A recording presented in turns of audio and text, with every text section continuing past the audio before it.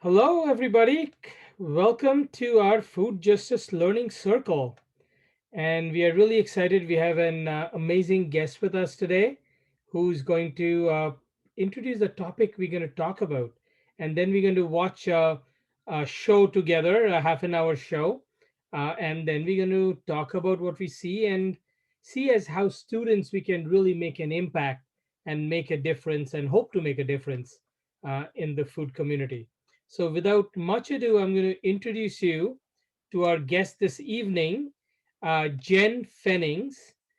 There is a lot of different hat that Jen wears, but I think the one that I'm really intrigued today is she is the principal of Fennings Organic Farm, and I think that experience is what we're going to actually talk a lot about today. So, Jen, do you want to take it away? Give a little bit introduction of you and multiple hats that you wear, and a little bit about the topic that we're going to discuss today.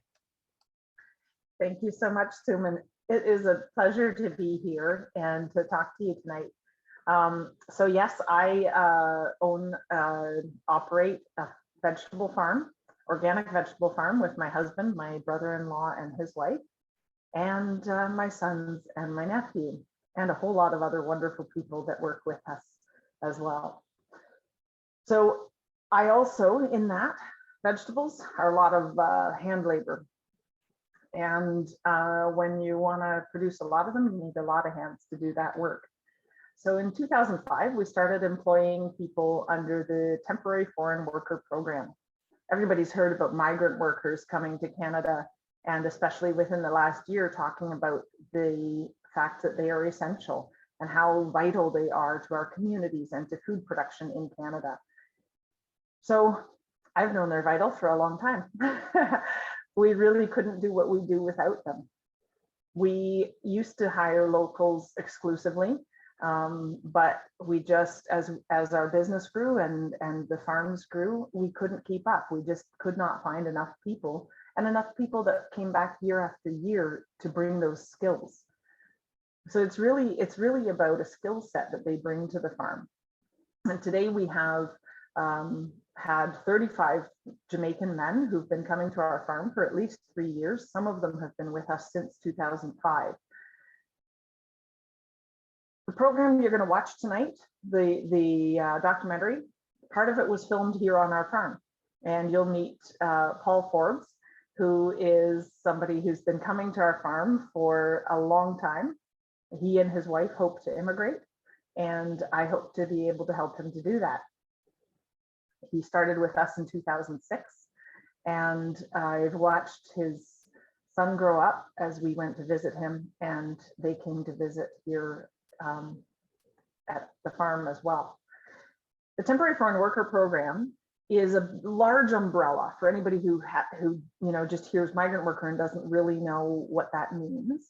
The Temporary Foreign Worker Program literally covers everything from farm workers to visiting scientists. And I was talking to a woman today who actually has brought a lot of people in from other countries to work at the Perimeter Institute. And as you might imagine, those are not farm workers, they are scientists and theoretical physicists. So this Temporary Foreign Worker Program is what all of these people coming to work temporarily in Canada are classified under. But when we talk about migrant workers, typically we're talking about farm workers or other more manual labor type positions that we have difficulty filling in Canada with Canadian labor. And one of the ways that it is problematic is that they're often referred to as low skilled. I don't have a huge amount of time to talk with you tonight, so I feel like I'm trying to push as much as I can into the time that we have. So if I don't manage to get everything out, Suman does have my contact information, and I'd be happy to answer any questions further down the road. So when we're talking tonight about farm workers, migrant farm workers, and that program is split into two halves. One is the Seasonal Agricultural Worker Program, which is in fact the very beginning of migrant worker programs in Canada. It was the very first, and it was developed about 53 years ago, I believe. And it was, again, to address the fact that farmers were having a hard time finding people to work on their farms. And we could get into all of the issues of history of why that is, and how the type of labor that it is and the type of working conditions were less than favorable, and many people still, that is the case today. But whatever the case is, today we have this program, and it has been the foundational piece of temporary work in Canada ever since. So the Seasonal Agricultural Worker Program has very specific regulations around it. The people must have a farming background or connection of some kind. They come from Caribbean countries and Mexico exclusively. We do not operate this program with any other countries in the world. So if a person is here under the Seasonal Agricultural Worker Program, often called SOP, as the initials would suggest, they are either from a Caribbean country or Mexico. You'll see farm workers from Guatemala and other countries. They're here under what's called the ag stream, low skilled. I really object to that term, but it's the technical term that it is in the legislation. And there are big differences between the two. The seasonal agricultural worker program, the workers can arrive anywhere from January 1st on, but no matter what day they arrive, what date they arrive, when they arrive in the year, they must leave the country no longer than 8 months after their arrival. So January 1st, August 1st. And no matter how late they arrive in the year, they must leave by December 15. So even if they arrive in August, they have to leave the country by December 15. So between December 15 and January 1st, there are no workers here under the Seasonal Agricultural Worker Program. I'm flying through the facts. We'll talk afterwards about the implications of them and how that affects the workers on the programs. Under the ag stream, the workers arrive any time of the year. They have a determined length of contract that is dependent on what the farmer has applied for. It might be a year, it might be 2 years, it could be 9 months. And they don't have to leave by December 15th. There are other pieces about that as well, including things like what is deducted from one type of worker versus another. And largely when we're talking about the migrant worker program in most agricultural contexts, the vast majority of them by numbers are seasonal agricultural workers. So people here under the SOP program. But we can't forget the other people that are here under the other stream. So what does that look like? Both programs, the work permit that they arrive here with is closed, meaning that it is tied to their employer. So if they are unhappy with the working conditions, their only option is to leave the country, return to where they came from. They can now, recently there's been a provision, if they have been abused and they can prove it, and they are able to report it, they can be transferred to another farm. They might be given a open work permit to apply for work elsewhere, and they can temporarily stay in the country and try to find another job or find another employer willing to take them on more permanently.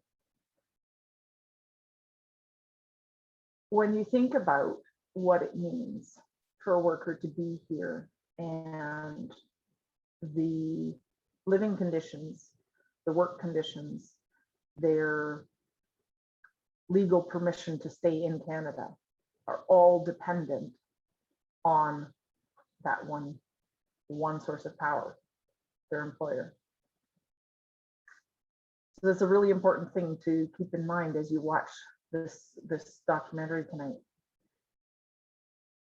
They leave their families, sometimes for 8 months a year, sometimes for longer. And one of the things that won't be covered in this documentary is the fact that there are programs like this, more formalized or less formalized, around the globe. And for me, I really think it's important for us to contextualize our program here within a wider global issue that faces us as human beings. It transcends race, it transcends culture, it transcends barriers of every kind. There are people on the move around the globe, from Africa to Southern Africa to Northern Africa, from Northern Africa into Southern Europe, from Southern Europe into Northern Europe, from Eastern Europe into Western Europe. And I'm not just picking random directions. I'm actually talking about real flow of human beings on the move in search of work. And the types of injustices that those masses of hundreds of thousands and millions of people are facing because they are restricted in various ways as they travel.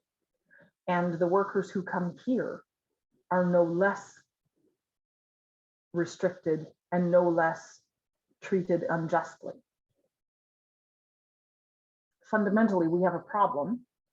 And that problem is that we have stopped seeing the human beings to travel have a right to be somewhere where they can make a living for themselves, to participate equally on a social and personal level in a society that they are contributing to economically.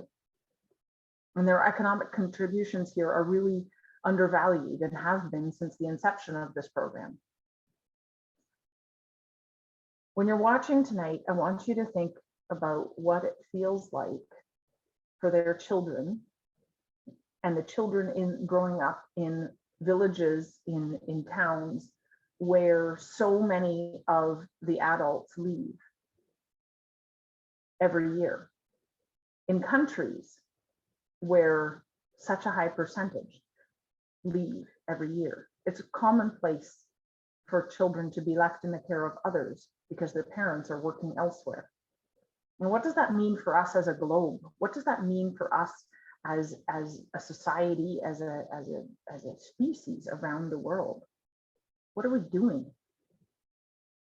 How is that impacting quality of life, mental health?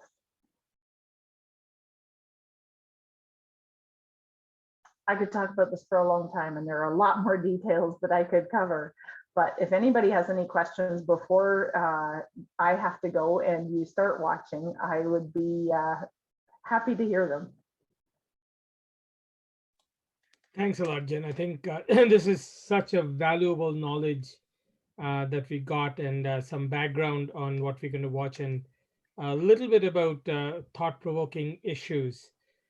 So I really thank you tremendously. So can I just ask if anybody has any questions for Jen before we dive into the documentary?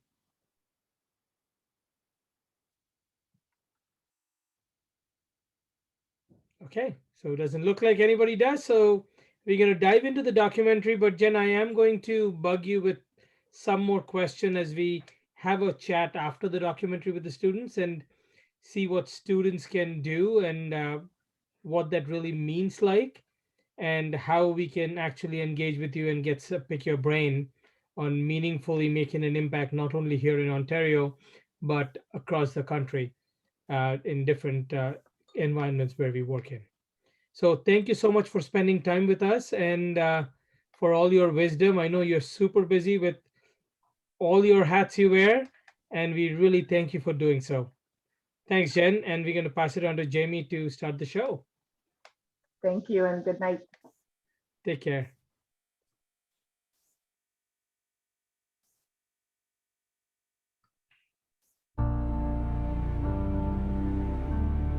Welcome back. The recent deaths of 3 migrant farm workers from COVID-19 has exposed deep flaws in a Canadian program that for decades we've relied on to put fruit and vegetables on our table. This past summer alone, more than 1,000 complaints were filed by migrant workers not only concerned about the virus, but also about being fired if they spoke out about their living conditions or if they got sick. W5's Molly Thomas investigates a program that is ripe for change.